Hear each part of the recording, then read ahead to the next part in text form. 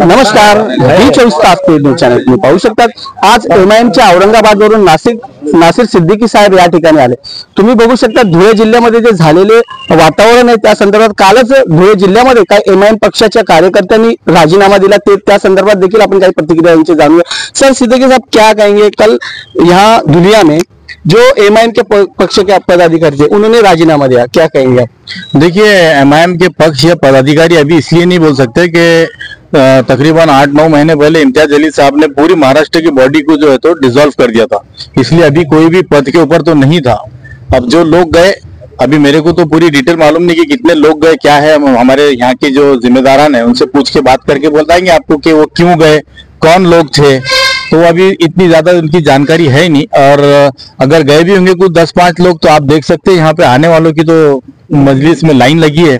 तो ये बड़ी बात है कि यहाँ की आवाम, यहाँ की जो जनता है वो एमआईएम पे बहुत भरोसा करती है और आगे भी जारी रखेंगे। कल जो दीपा मैडम है, वो महिला युवा अध्यक्ष, उन्होंने कहा है कि हमारे जो नासिर पठान साहब है उनको हमने इस्तीफा दिया है, पर वो ये इस पद पे है क्या अभी? क्योंकि जब आदमी किसी पक्ष में होता है उसके बाद में दूसरे पक्ष में एंट्री करता है, उसका राजीनामा मिला था क्या? नहीं, क्या? देखिए, जाने वालों के लिए जो है तो वो बहाने ढूंढते हैं, तो जाने वाले जो है तो मैं समझता हूँ कि उनको जा सकते हैं, उनकी सिर्फ याद आ सकती है हमारे को। तो राष्ट्रवादी पक्ष में गए हो आपके पक्ष से छोड़ के गए, उन्होंने आपको कोई लेटर वगैरह दिया था क्या भाई मैं दूसरे पक्ष में गया? पक्ष अंतर्गत कार्रवाई हुई क्या? नहीं, ऐसा मेरे ख्याल से तो कुछ होने वाला नहीं है, क्योंकि हमारी बॉडी ऑलरेडी डिसॉल्व है, तो पक्ष अंतर्गत कार्रवाई का तो सवाल ही पैदा नहीं होता ना। अभी यहाँ पे अब हम लोग जो आए हैं तो ये इम्तियाज जलील साहब के नेतृत्व के अंदर आने वाला जो महानगर पालिका का चुनाव है उसको मद्देनजर रखते हुए हमारी जो है तो औरंगाबाद से एक ऑब्जर्वर की टीम जो है तो यहाँ पर आई है निरीक्षक के तौर पे। मैं, हमारे साथ में हमारे माजी जिला अध्यक्ष शेख अहमद साहब, माजी विरोधी पक्ष नेता औरंगाबाद महानगर पालिका जमीर कादरी साहब, निसार कादरी साहब और खय्यूम चौधरी, ये ऐसी हमारी 5 लोगों की टीम आई, और यहाँ के सारे पुराने नए लोगों से हम लोग बैठ के आज इसके ऊपर बात करेंगे। और असल बात तो ये है कि आने वाली 17 तारीख को जो इम्तियाज जलील साहब का यहाँ पे एक प्रोग्राम हो रहा है, तो उसकी तैयारी के सिलसिले में जो हम लोग यहाँ पर पहुंचे। सर, यहाँ दुनिया में महानगर पालिका हो या पंचायत समिति का चुनाव हो, उस सिलसिले में आप कितनी जगह लड़ने वाले हैं, या महाराष्ट्र में या दुनिया में आप कितनी जगह लड़ रहे हैं? देखिए, अभी चुनाव आने वाले हैं, अभी चुनाव का सारा जो प्रक्रिया पूरी हुई नहीं है कि वो लोग मतलब कैसे अंदाज में चुनाव कराने जा रहे हैं, क्योंकि आज चुनाव आयोग के ऊपर तरह तरह के सवाल उठ रहे हैं।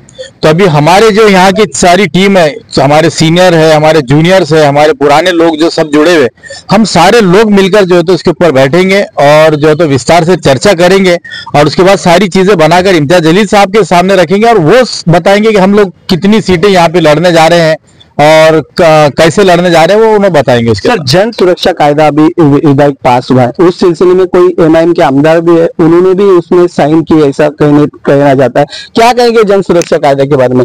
और बहुत बार लोग कहते हैं कि एमआईएम टीम है भाजपा की बी टीम है, क्या कहेंगे इस सिलसिले में? और जन सुरक्षा कायदा के संदर्भ में आप क्या कहेंगे? जन सुरक्षा कायदा, इसको आप जो है नाम गलत दे रहे हैं, ये भाजपा सुरक्षा कायदा है। ये भाजपा ने अपनी सुरक्षा के लिए कायदा बनाया। उन्होंने बताया कि उसके अंदर नक्सलाइट से और जो आतंकवादी है तो उन लोगों के लिए वो कानून बनाया, लेकिन अगर आप उसको पूरा विस्तार से पढ़ेंगे तो यहाँ पर आप जितनी आजादी से आज पत्रकारिता कर रहे हैं ना, आप किसी के बारे में आप आवाज नहीं उठा सकेंगे। वो जन सुरक्षा के अंदर आप भी घेरे में आ सकते हैं। मैं जो इलेक्शन हम लोग लड़ने जा रहे हैं, हम यहाँ पर गवर्नमेंट के खिलाफ में, उनकी नीतियों के खिलाफ में अगर आवाज उठाएंगे तो हो सकता है हमारे ऊपर भी केस बुक होंगे। अगर कोई 4 लोगों ने जाके एक निवेदन दिया तो उनको अगर ऐसा लगेगा कि ये आतंकवादी निवेदन दे रहे हैं, तो इतना खतरनाक कानून शायद मैं समझता हूं कि आजादी के बाद से आज तक नहीं आया। तो ये देवेंद्र फडणवीस सरकार ने जो है तो खुद की सुरक्षा के लिए दिया नाम, उसको जन सुरक्षा है, तो हम उसका धिक्कार करते हैं, उसको अपोज करते हैं, और उसका जो है तो बाज़ाब्ता हम ये चाहते हैं कि वो जन सुरक्षा कायदा जो है तो रद्द होना चाहिए। सर, दिल्ली में अभी कम से कम 200-300 खासदारों ने आंदोलन किया, इस सिलसिले में आपका क्या कहना है? देखिए, ये बात जो है तो मैं समझता हूँ कि बहुत अच्छी है कि इलेक्शन कमीशन जो है तो आज ट्रांसपेरेंट जो है तो नहीं करवा रहा है। आज उसके अंदर पारदर्शिता बिल्कुल भी नहीं है। जैसा कि मैं भी एक आमदार का इलेक्शन लड़ा हूँ औरंगाबाद सेंट्रल से, और मेरे को भी कहीं ऐसा लगा था कि मेरे साथ में भी ये इन्होंने झोल झाल किया। मैंने उसके लिए सारा प्रोसेस किया, उसकी जो है फीस भरा लाखों रुपये कि भाई मेरे को ये डाउट है, मेरे को ये सब चीजें चाहिए। तो कलेक्टर ने बुला के बोला कि हमने सारे नियम बदल दिए, कायदे बदल दिए, और हम आपको कोई चीज नहीं दे सकते। तो वही समझ में आ गया गया कि मेरे को कि मैं जीता हुआ हूं और जो आमदार डिक्लेयर है वो हारा हुआ है, तो ये कहीं ना कहीं जो है तो हमारे जो देश की व्यवस्था है उसके ऊपर डाका डालने का काम आज जो है तो इनके जरिए किया जा रहा है। जो इलेक्शन कमीशन है, आज एक आदमी उनका जवाब देने के तैयार नहीं है। उनके सारे प्रवक्ता, महाराष्ट्र के मुख्यमंत्री भी प्रवक्ता बन के जवाब दे रहे हैं। ऐसे कई चिल्लर लीडर है जो सवाल किसी ने किया, अपोजिशन ने जवाब मांगा है इलेक्शन कमीशन से और जवाब दे रहे हैं भाजपा के लोग। तो इसका मतलब वो भाजपा का ऑफिस वो है जो जहां से इलेक्शन कमीशन बैठा हुआ है वो भाजपा के अंडर में काम कर रहा है, ना कि वो संविधान के अंडर में कर रहा है, संविधान का धज्जे उड़ा रहे। हम बार बार यही बोल रहे हैं कि संविधान में सबका समाधान है। आप संविधान से देश चलाओ, अगर आप ये नीतियों से चलाएंगे तो देश के अंदर जो तो स्थिरता नहीं रहेगी। सर, आप यहाँ धुलिया में जो आए हो, यहाँ एमआईएम की अभी आपने कहा है कि बर्खास्त हो गई टीम, अभी नई टीम को लेके आप काम करने वाले हो, क्या कहेंगे? अभी नहीं, अभी नई टीम का तो हमारे को ऐसे कोई आदेश नहीं है। हम सिर्फ जो है तो यहाँ पर यहाँ के लोग जो है तो एमआईएम को बहुत चाहते हैं। उनकी चाहत की वजह से जो है तो यहाँ से बहुत सारे फोन आ रहे हैं और हमको ये पता है कि भाई लोगों का आना और जाना हर पार्टी के अंदर लगा रहता है, लेकिन पार्टी जो है तो आइडियोलॉजी से चलती है और हमारी आइडियोलॉजी सबको पता है कि हम जो लोग पिछड़े लोग हैं, हमारे को आज सच्चर कमेटी के अंदर भी बताया गया कि मुसलमान जो है तो आज एससी समाज से बैकवर्ड है। तो हम जो है तो हम है एससी समाज है और जितने भी बैकवर्ड समाज है, हम तमाम समाजों को जो है तो इंसाफ दिलाने की लड़ाई लड़ रहे हैं और इसके लिए हम आगे भी लड़ते रहेंगे। बिल्कुल। एमआईएम जो पार्टी है ये सेकुलर कही जाती है, पर एमआईएम जब धुलिया में कैंडिडेट लड़ते एमआईएम से चुन के आते, इतर पक्ष में चले जाते, ऐसा बार बार एमआईएम के साथ में होता। आज जो सेकुलर पार्टी वो एक होकर ट्राइबल लोगों के साथ में क्यों नहीं सत्ता बनाती? बार बार बाला साहेब अम्बेडकर हो, उनके साथ में भी सत्ता करने के समय एक इम्तियाज अली साहब ने भी उनसे दूरी बनाई रखी थी, क्या कहेंगे आप उस सिलसिले में? ये स्टेट लेवल का फैसला है। एक तो बात, जहां तक धुलिया की बात है, मेरे को ये बताइए, ये सेकुलर पार्टियों ने 75 साल जब राज किया तो किसी मुसलमान को यहां से चुनकर आने के लिए कभी मौका दिया क्या उन्होंने? किसी आमदार को अगर 75 साल में आजादी के बाद से लेके देश जब से आजाद हुआ, जब से लेकर पिछले इलेक्शन तक कोई कांग्रेस ने, कोई एनसीपी ने, जो अपने आप को बहुत सेकुलरिज्म के ठेकेदार मानते हैं, तो कभी उन्होंने किसी मुसलमान को चुनकर लाया? नहीं लाया। आज कांग्रेस से खड़े 12,000 वोट मिलते हैं, किस वजह से मिलते हैं? आज एमआईएम ने यहाँ के लोगों को बताई कि भाई आज हम लोग अगर जद्दोजहद करेंगे तो हमारे लोग भी चुनकर आएंगे और हमारे लोगों की उन्होंने एक लकीर मार के रखे कि यहाँ के मुसलमान या तो एक नगर सेवक बनेगा या शहर अध्यक्ष बनेगा। आपने आमदार बन के हमारी मांडी को मांडी लगा के विधानसभा में हो या पार्लियामेंट में हो वहां बैठना नहीं, ये हमारी हैसियत बना के रखी गई है।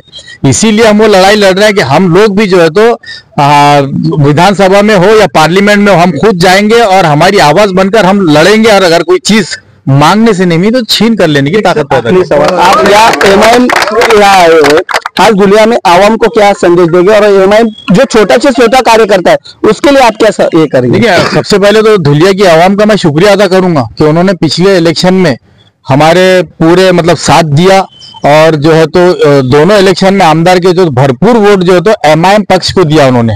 और मैं उम्मीद करता हूं कि आने वाले इलेक्शन में भी यहाँ की जनता जो है तो एमआईएम के साथ में रहेगी, असदुद्दीन अवैसी साहब के हाथों को मजबूत करेगी, इम्तियाज अली साहब के नेतृत्व को मजबूत करेगी। आखिरी सवाल, आप यूटी के साथ रहेगी क्या अगर चुनाव में? यहाँ देखिए, हमारा मकसद ये रहता है कि हम भाजपा को दूर रखना चाहते हैं।